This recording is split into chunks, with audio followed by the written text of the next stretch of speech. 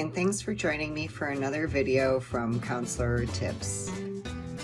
In this video, we are going to be exploring the Adlerian or individual psychology technique called Pushbutton. So hang in there as I briefly cover what Pushbutton technique is, as well as provide you with an example that you can use with clients.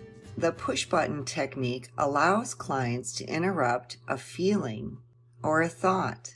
This technique is an imagery technique used to highlight the control clients actually have over their own feelings. The presumption in this theory is that behind each feeling there is actually a thought or a series of thoughts that underlie the emotions.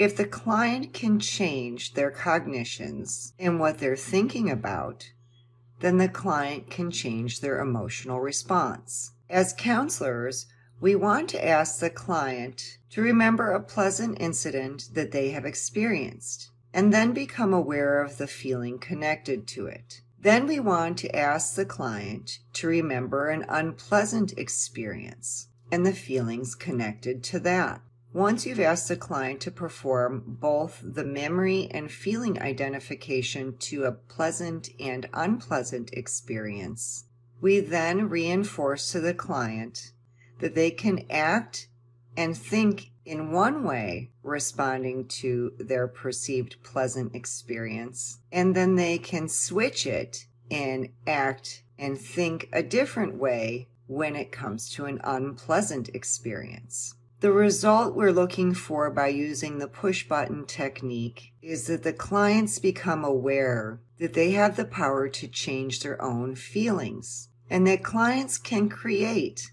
whatever feeling they want by thinking about them. So if you want to use this technique with clients, it would look something like this. I'd like you to imagine that you have two buttons on your body. One button is for each of two different responses. Now, when you're picturing this, remember you have the ability to respond either way in any situation. You actually have a choice to push one button or the other, and each is a different response in each situation you're in. These buttons belong to you, and only you can push them. Only you can choose how you want to respond. In Adlerian theory or individual psychology, we believe that the person has the creative power to change. So providing them with an example of a positive experience and a negative experience and the feelings attached to both of those, then the client begins to heighten their awareness that they actually have choices around what they feel. This is one of many steps that's used in Adlerian to empower the clients.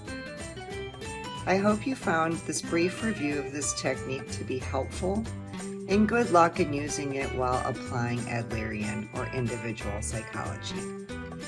If you believe another counselor can benefit from this video who's learning about Adlerian techniques, please consider sharing it.